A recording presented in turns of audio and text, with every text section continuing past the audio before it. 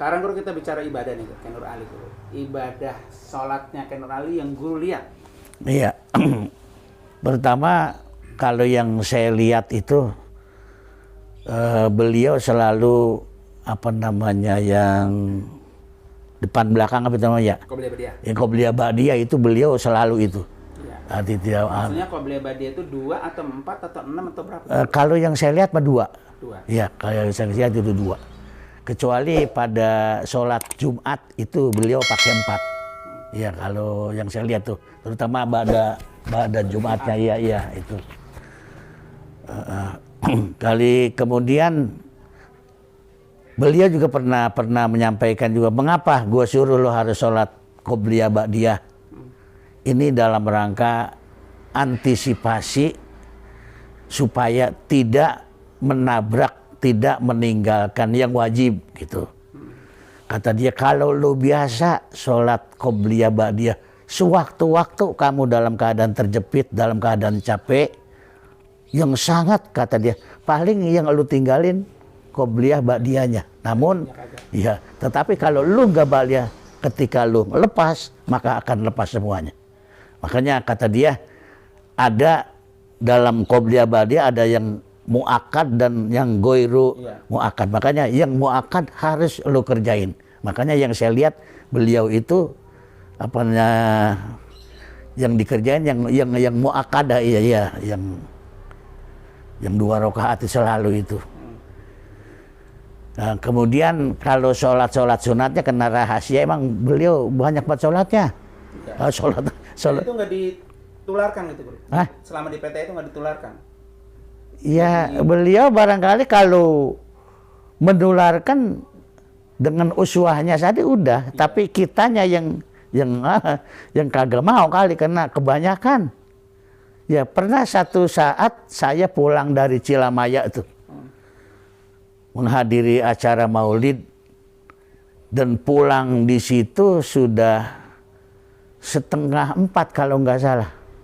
Saya nganter sampai di Putri sama Abang Firdaus kalau nggak itu supirnya waktu itu. Dan kemudian saya juga diantar ke Putra. Saya berharap hari itu, pagi itu, Kiai Nur Ali kagak ada. Karena kita udah capek banget rasanya. Tetapi justru malah sebaliknya. Saya ingin mencoba, pengen tahu. Setelah saya kan dibagi pisang orang 2 biji waktu itu, makan pisang, saya sangat berbunga-bunga, antar kagak sholat subuh nih bareng-bareng nih. Karena kiainya apa? Nggak ada. Saya ngintip di Menara Kidul, masa udah sujud? Ya, terlepas itu Kiai Nur Ali atau bukan, yang jelas seperti itulah Kiai Nur Ali ibadahnya. Dan yang saya tahu, saya pernah nanya juga, Pak, kalau dari mana-mana sholat apa sih gitu? Itu sholat syukur gitu. Ada sholat syukur. Ya sholat syukur. Ya sholat syukur ketika dari mana-mana kita selamat, tidak terjadi apa-apa. Maka ketika baru pulang itu sholat apa? Sholat syukur. Nah terus guru, kayak ibadah sholat taraweh gitu ya. Kan kalau di Jumalang itu 20 ya. 20, iya. Ya, 20. Dan waktu zaman guru mungkin boleh dibilang nggak ada yang 8. Kagak ada yang 8, nggak ada. Gitu. Iya. Sejauh mana tuh guru Kiai Nur Ali memberikan penekanan? Yang saya tahu dengan sumber hadis Umar kalau nggak salah ya, iya. Sampai juga bercerita tentang 20 dan yang lainnya.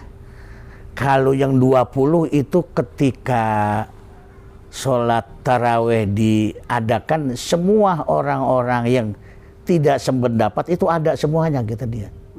Ya, termasuk Umar, Abu Bakar dan lainnya ada. Jadi mustahil kalau itu adalah tidak diridhoi itu oleh Nabi gitu. Karena semuanya orang-orang yang disayang Nabi ada pada waktu itu. Dan pada waktu itu tidak ada satupun yang membantah tentang apa yang dilakukan 20 rakaat itu. Iya, walaupun dalam satu riwayat Nabi tidak melakukan apa Iya, tidak melakukan itu dia. Sehingga Ken Nur Ali itu begitu kuat semangat untuk mensosialisasikan 20 untuk masalah ujung harapan. Iya, karena dikata itu alasan yang paling kuat. Ada orang semuanya yang tarawih sama Nabi, tetapi ketika Umar melakukan 20 rakaat, tidak ada yang membantah satupun. Maka itulah yang dipegang oleh Ken Nur Ali gitu. Iya. Sehingga akhirnya ujung harapan itu harus 20. Harus 20. Iya. Dan terasa aib Guru ya ketika ada melakukan 8 itu. Iya, iya aib. Sebaliknya Padahal gitu. iya aib. Padahal kita tahu itu kan emang ya kan ukuran kita tuh. Iya. Karena orang yang tahunya 20 itu satu hal yang qot'ih gitu ya. Jadi kita yang mensosialisasikan tidak 20 jadi aib kita Jadi gitu aib. ya. Ada lagi Guru ibadah-ibadah lain Ken Nur Ali. Ibadah puasanya kali ya. Puasa Iya boleh. puasa. Nah, puasa yang itu Guru yang tadi bilang Guru. Puasa yang saya itu memang yang saya tahu itu doang. Puasa sunnah. Berawal dari omongan beliau, lo kalau Waktu ngajar tuh. waktu ngajar Pasti kali ya. kalau si Galia, kalau pengen jadi orang harus rajin puasa, merasakan sifat Allah yang kagak pernah makan gitu. Ya kalau lo kan bentar yang tengah makan siang doang, malam makan. Jadi alasan begitu kalau Iya. pengen jadi Kalau pengen jadi orang baik, berhasil, selamat, rajinin apa? Puasa gitu. Ada terutama, nah itu, iya. terutama nih bulan Rajab besok gitu kata dia. Itu bulan Rajab sebulan. Terus bulan Sa'ban sebulan. Bulan puasa ya sebulan, ditambah 6 hari bulan apa? Itu sama orang puasa 1 tahun kagak pernah berhenti kata gitu. Nah, atas dasar itulah saya tidak melihat dan bertanya apa dasarnya, saya ngikut aja. Setelah itu puasa apa? Puasa 3 bulan berturut-turut, apa sekarang kagak pernah. Cuma saya mengatakan kalau ada sebuah perintah memang begitu, minimal seumur hidup sekali juga sudah cukup gitu. Ya puasa. Nah kalau beliau kan sepanjang itu, sepanjang tahun setiap kali ketemu Rajab dia puasa seperti itu udah menjadi sunnah beliau itu gitu. Dan beliau juga nggak usil kalau ada orang kagak puasa kan, karena orang yang alim dia tahu, bukan dianjurkan, bukan disuruh dari belakang, diwajibkan nggak mungkin. Atau sebaliknya Guru, diusilin. Hah? Diusilin. Diusilin kan kalau beliau nggak usil dengan orang yang tidak berpuasa Rajab. Iya. Terus yang melakukan puasa itu diusilin. Itu siapa yang nyuruh, apa hadisnya, apa dalilnya begitu? Ya makanya saya mah ittiba doang udah. Ittiba ya karena sepanjang ini saya juga tidak pernah menjumpai sosok seorang guru yang sekaliber Ken Nur Ali begitu. Maka menurut saya apa yang dia lakukan yaitu lebih baik, apalagi beliau sudah lebih banyak merasakan asam garamnya, bagaimana perjuangannya. Makanya saya menganggap itu aja udah, apapun alasannya. Waktu lagi memberikan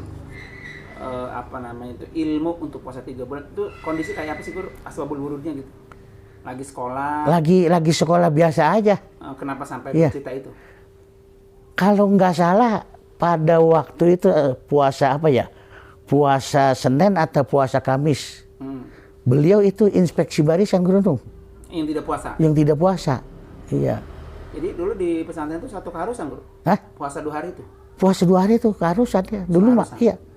Ya artinya kalau kita nggak puasa ya harus berpura-pura jadi orang puasa. Nggak boleh terang-terangan nggak puasa, nggak boleh. Kita dipecat itu. Iya, dosa besar. Iya, dosa besar. Pokoknya yang namanya Senin Kamis ya semuanya gitu. Waktu itu. Ya meskipun saya tahu banyak teman-teman saya yang kagak puasa banyak ya. Nah, tadi dari beliau itu kalau lu pengen jadi orang sukses, orang berhasil, orang baik, ya disayang Allah kan gitu ya. Lalu harus rajin puasa dan ada terusannya. Puasa itu? Iya, puasa itu ngerasain sebagian sifat Allah yang tidak pernah makan gitu kata dia. Nah itu paling mahal. Iya. Ya kan merasakan sifat Allah yang tidak pernah makan. Yang tidak pernah makan. Sehingga akhirnya ada diskusi as-saumuli. Iya benar ya. Gitu ya. Bahwa puasa itu memang semata-mata untuk Allah Subhanahu wa taala. Guru berapa kali guru melakukan itu? Ya cuma sekali doang. Hari waktu dapat itu? Ya dapat itu, setelah dapat itu puasa. Habis itu puasa kagak tamat gitu. Iya, maksudnya nggak apa full. Iya nggak apa full kayak yang pertama gitu. Sebab saya punya pendapat sendiri. Pokoknya gue 1 kali aja gitu bang dari awal juga. Kayak orang senat tasbih gitu. Iya senat tasbih gitu. Sekali mah Iya. rasain gitu. Ya, paling enggak gue nih harus sukses nih. Harus tamat. Iya apa yang diperintah sama Kiai ini. Ya puasa 3 bulan Rajab, Sya'ban dengan Ramadan plus 6 hari apa? Ya Syawal itu harus. Ada nggak yang guru dapatkan apa waktu itu? Nah, dapatkan dalam berupa semangat kayaknya guru. Iya. Artinya setelah kita melakukan, mengerjakan apa yang dianjurkan oleh Kiai. Waalaikumsalam. Aduh, salim. Udah. Iya, semangat terus. Artinya semangat belajar pada waktu itu kagak pernah putus gitu. Artinya pengennya gue kalau pengen orang belajar pengen gitu. Atas batas kepengenan belajar tidak pernah berhenti gitu. Iya. Semangatnya itu. Semangatnya iya. Salah satu keutamaan yang guru dapatkan gitu. Dari emang waktu itu guru ya murid-muridnya emang tidak perlu bertanya banyak ya. Nah iya, nggak perlu bertanya kita memang. Karena memang pada waktu itu orang pintar cuma beliau doang. Iya begitu. Dan memang benar-benar pintar. Benar-benar pintar. Pokoknya ya, apapun yang kita anggap benar aja udah gitu. Apapun karena framingnya udah begitu, udah nggak ada cacatnya gitu. Iya.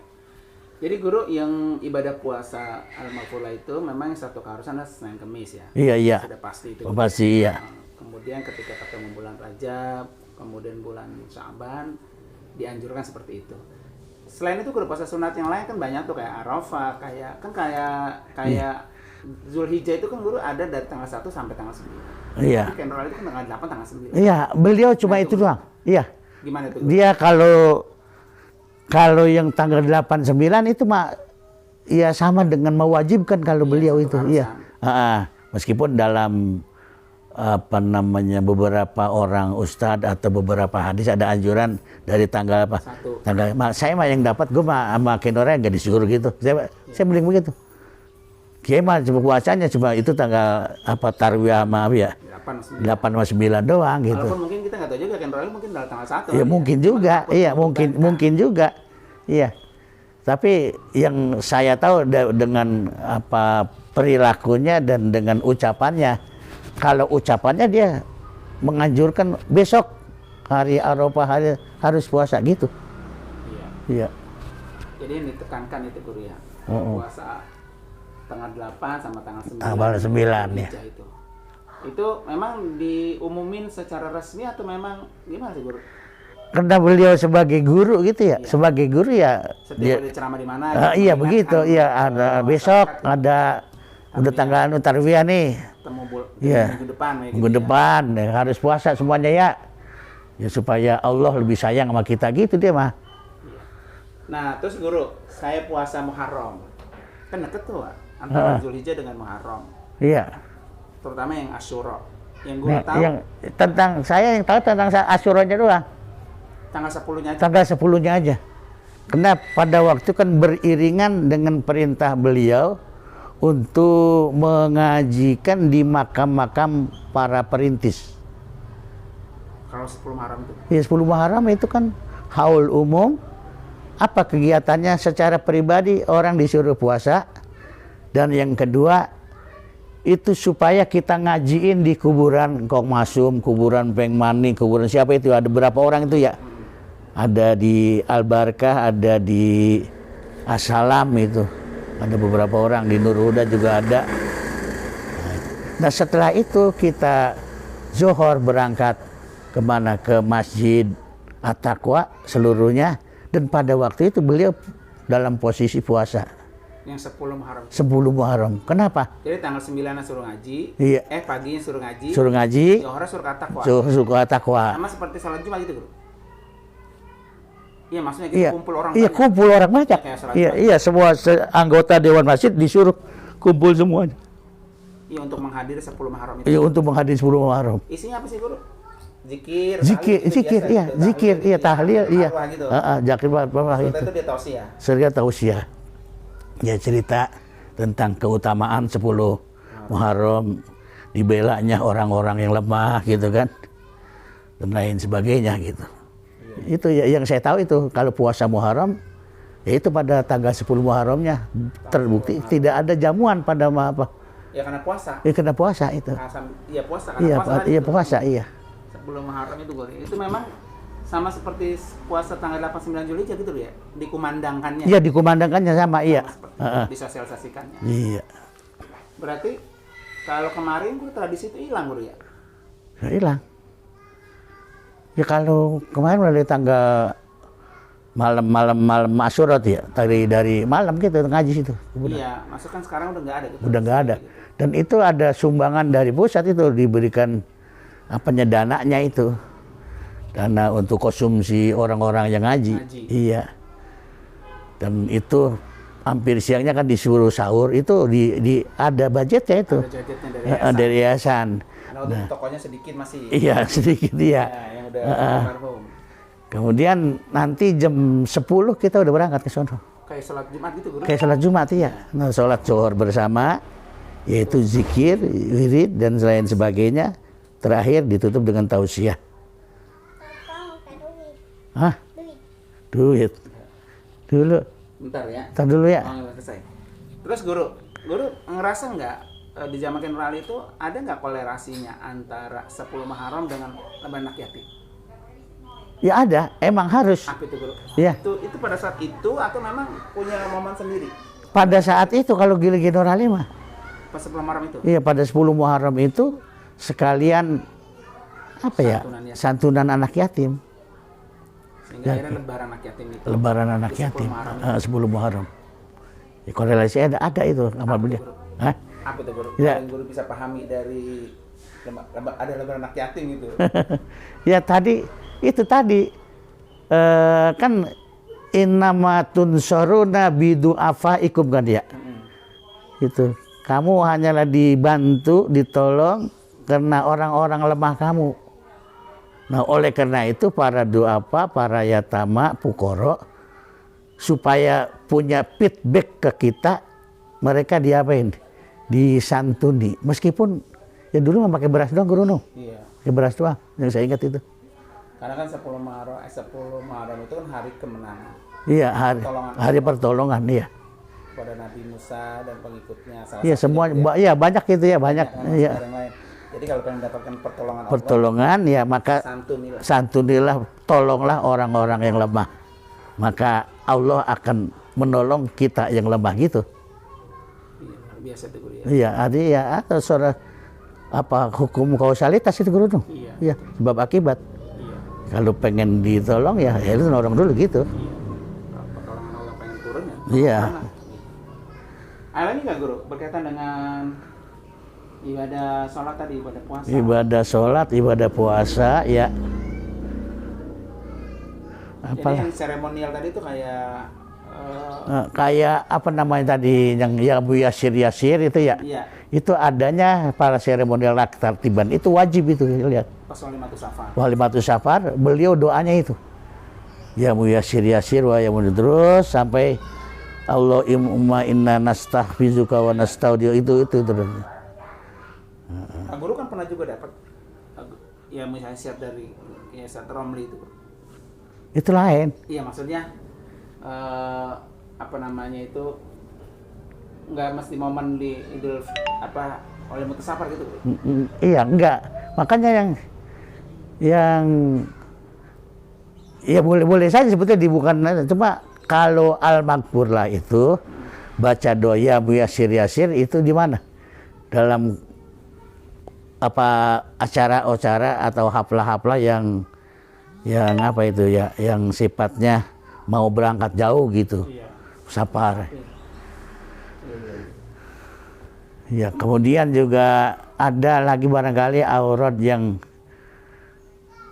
di majelis zikir berkaitan dengan orang mati itu diantaranya tahtiman ya.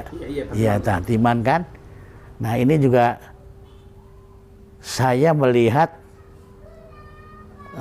Kalau tahtiman yang iktikaf dengan tahtiman di majelis itu beda, Guru Nuh. Iya betul. Iya. Tahtiman Quran terutama. Ya, tahtiman Quran. Kalau tahtiman Al-Quran yang di majelis Iktikaf. iya, bukan majelis iya orang, itu benar, artinya dari setelah kul a'udzu birabbinas, kembali Al-Fatihah, Alif Lam, terus sampai Al-Baqarah, terus sampai akhir Al-Baqarah. Iya. Cuman juga ada catatan di akhir Al-Baqarah untuk versi Kiai Nur Ali dalam pengulangannya bukan dari Pak Puana waghfir lana, bukan, tapi dari Robbana dia mah. Robbana la tu'akhidna la tuhamil ma la tu'afwana la Robbana wa la tuhamilna ma la taqata lana bi wa puana waghfir lana warhamna Robbana gitu. Kan di sini ada orang itu dari Pak Puana waghfir lana itu. Tapi dari ya la tuhamilna gitu. Itu pengulangannya. Ya, pengulangannya dari situ. Guru tahu itu kenapa? Nah, kalau dari siakul kalamnya emang harus dari Robbana gitu. Iya. Nah, jadi Guru apa bedanya tuh Guru? Tahtim tahlilan, Quran tahlilan dengan Quran yang di itikaf. Itikaf. Kalau di itikaf itu tahtiman dalam rangka takliman. Oh gitu. Iya. Sehingga dalam akhir tahtim itu berada pada Alif Lam wa bil akhirati ulaika hubul muflihun, kan gitu. Habis itu. Secara runut kan bab demi bab, surah demi surah, itu akhir daripada Al-Quran adalah surah An-Nas, kan gitu. Maka dalam tahtiman itu juga karena memang di situ ada, kalau Anas kan di belakang adanya. Kan ketika kembali ke depan kita Al-Fatihah ya. Maka itu dibaca lagi Al-Fatihah. Terus menyambung kepada surat kedua Al-Baqarah sampai ulaika humul muflihun. Setelah itu beliau membaca watammat kalimatu rabbika sidqan wa adla la mubaddila li kalimatihi wa huwas samiul alim. Saya tanya, Pak, kenapa enggak habis di An-Nas saja? Ya. Kata dia, Al-Quran itu ibarat lautan yang sangat dalam. Dan kita adalah orang-orang yang sedang berlayar. Supaya Allah tahu bahwa kita tidak berhenti sampai di situ, maka kita lanjutkan meskipun hanya sebatas permulaan begitu. Iya. Itu yang saya tahu dari beliau, begitu jawabannya. Nah, terus Guru, yang berkaitan dengan tahlilan, tradisi tahlilan itu ada tahtim kulhu, tahtim tahlil. Kenapa sih Guru tuh? Mungkin di wilayah-wilayah nggak ada. Nggak ada emang. Nggak jadi target. Iya. Iya, karena kalau menurut saya ya ini dalam rangka memberikan sebuah hadiah ya. Hadiah yang lebih utama, lebih realistis, meskipun saya nggak tahu hadisnya itu bagaimana ya. Kalau ada hadis-hadis yang yang hasan dan lain sebagainya gitu, dengan membaca suratul Ikhlas sebanyak 70 itu akan dibebaskan dari api neraka. Tahu hadisnya sahih apa enggak, saya nggak tahu itu. Ya beranjak dari situ, barangkali kalau kata beliau kan meskipun doib lipadoilil amal, kata beliau mah nggak apa-apa ya untuk keutamaan amal itu. Tapi kalau sama orang Persis kata Guru, kita dibantai kita, ya nggak bisa itu. Emang Nabi kagak tahu kan begitu kata dia. Nah, sehingga untuk memberikan hadiah yang lebih nyata dan juga agar keluarga tidak pada main baik, maka dikasih tugas untuk beliau membaca kulhu gitu, membaca Quran dan lain sebagainya. hingga pada bilangan kesekian itu wajib diapain? Dihatamkan gitu. Maka atas dasar itu barangkali ya barangkali Pak Kiai juga mengajarkan seperti itu, ya. Dan beliau baca doa itu juga sama, saya lihat, iya. Allah istaroina itu, iya. Dia baca kulhu berapa 100 ya, baca tahlil 70, iya. Kemudian setelah itu ditahtimkan sebagai apa namanya bentuk ya sebuah doa permohonan juga ya. Hadiah. Iya hadiah Kepada si kepada ahlul bait, ya, pada bait itu sendiri. Oke guru. Siap guru ya. Iya.